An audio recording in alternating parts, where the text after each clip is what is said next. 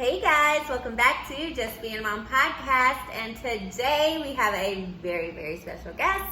This is my friend Brittany. She is a doula, a lactation consultant.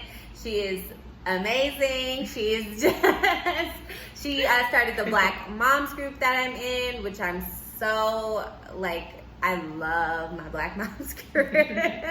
I'm so passionate about it. I'm so protective over it. So I just want to introduce you guys to Brittany. She's going to tell us a lot about being a doula and about just like the black mom things that people tend to not understand.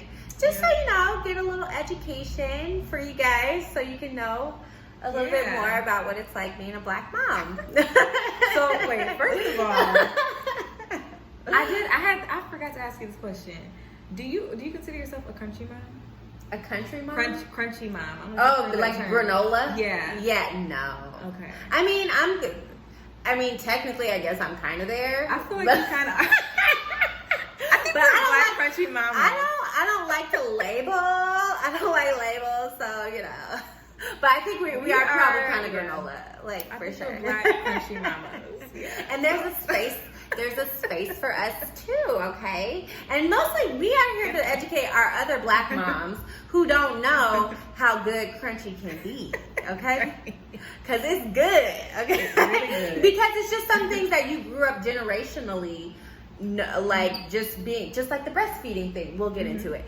But just there's some things that generationally, that are just taught, and you don't need to think another way. You don't need to learn anything else. This is the way my mama did it, so this is the way I gotta do it. Yeah. And no, my mom didn't do everything that great. I mean, she did a good job. So it's time to switch it up a little bit. Maybe we can switch it up. And that's okay. Yeah, that's okay. Different times. Yeah. I feel like when I think I heard someone say this, when we come across new information, we need to normalize being able to of course correct and to make changes. That's okay. It's okay to do things different, and I definitely do some things different, and I talk to my mom a lot too, so I'm able to learn things that she did or things she wished she had done. Yeah. And it's really beautiful too. It's so beautiful. And it's because moms are so supportive. Sometimes when I do things different, I would think my mom would be like, well, why are you doing it like that? But no, she's just like, oh my God, I wish I would have done it like that. I'm like, oh, Mom. But they love it too. I think it brings about its own healing, and that's why it's so important to include not just our experiences are not just about us. We also need to include the generations that are to come, but then the generations before us. If we have access to them, our mothers, our grandmothers, our parents, and so But to get into our Black Moms group. Tell us why was the Black Moms group started? So it started with, I was a part of 3 different moms groups. This is pre-COVID. So breastfeeding support group at the hospital. There was one other Black mother that was part of that. And then I was a part of a breastfeeding or a moms group at the Santa Clarita Birth Center.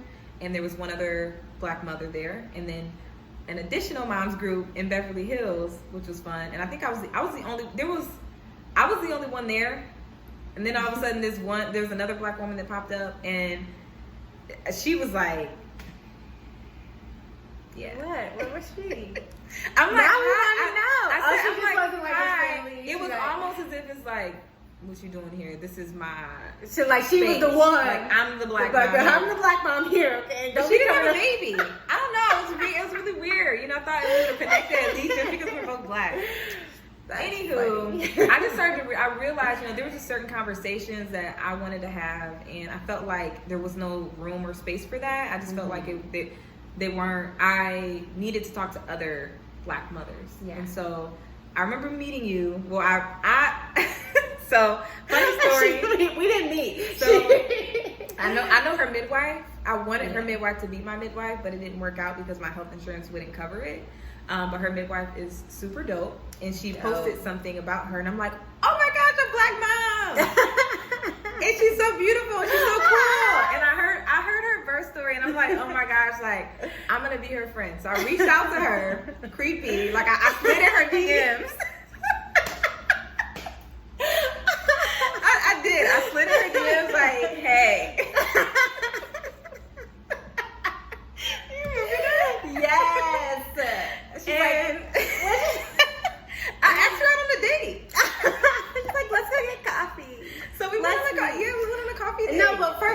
me if I was a part of a Black moms group.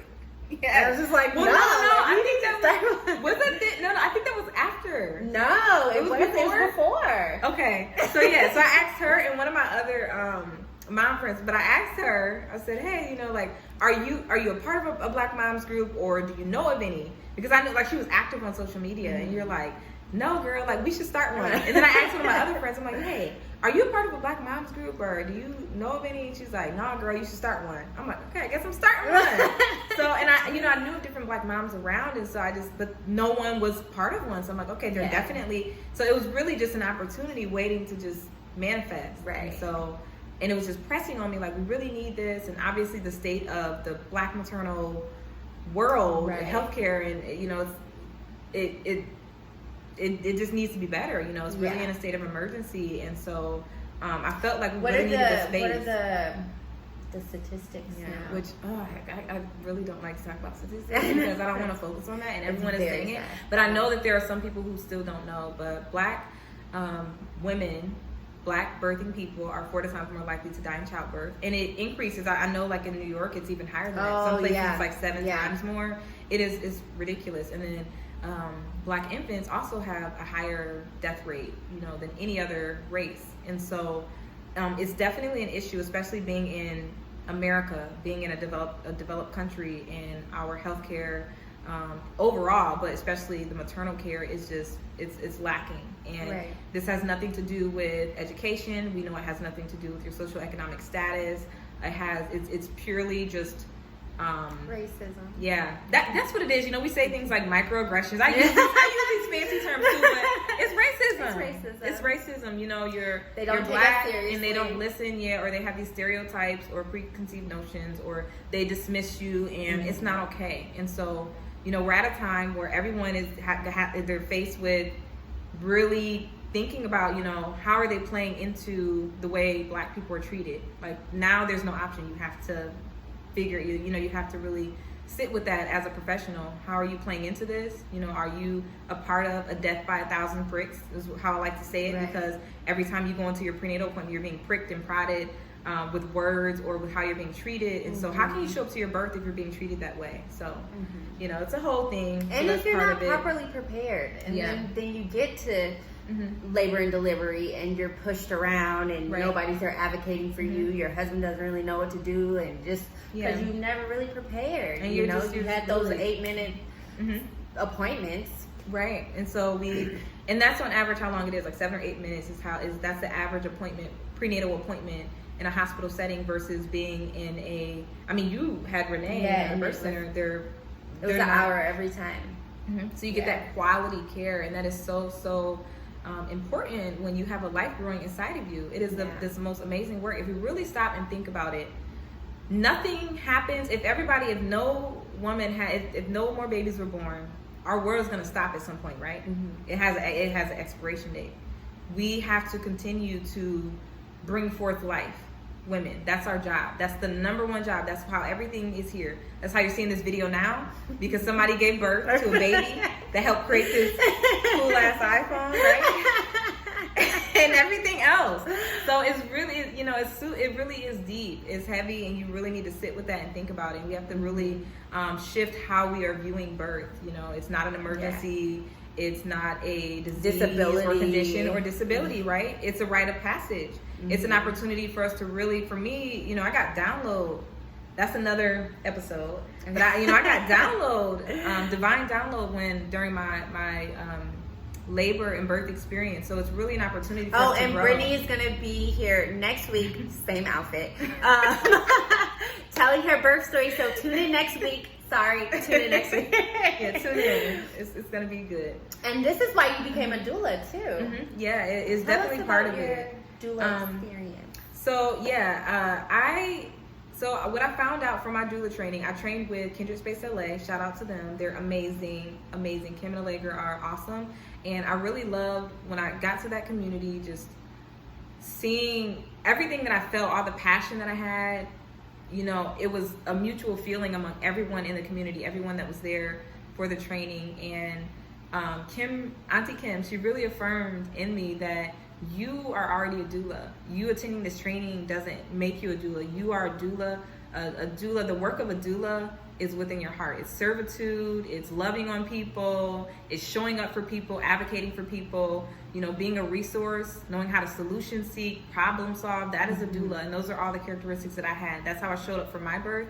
And so she really helped me to she just affirmed me in that. And when I look back on my experiences, I realized, yeah, I am a doula. Yeah. And then she just gave me more resources and more tools to begin my journey. And so it was really a great experience, and I'm just excited to move forward. I know. I'm so excited for you. Oh my gosh. I'm so excited. I'm so happy. She's been working very hard, so we are very proud of her. Tell us about some of the stigmas. I know I mentioned earlier, like in the Black community, some of the stigmas around like breastfeeding and just Black motherhood. Yeah, and you know what? I'm glad that you mentioned that about breastfeeding, because coming up in August is so the month of August is Black Breastfeeding Month, and then the end of August. Know we had a month, y'all. And the end of August is Black Breastfeeding Week, right? Wow. Huge, so huge. But I want to say, just in general, when it comes to pregnancy, birth, breastfeeding, motherhood, like Black women, Black families, we have been doing this. We know what we're doing. We are dope.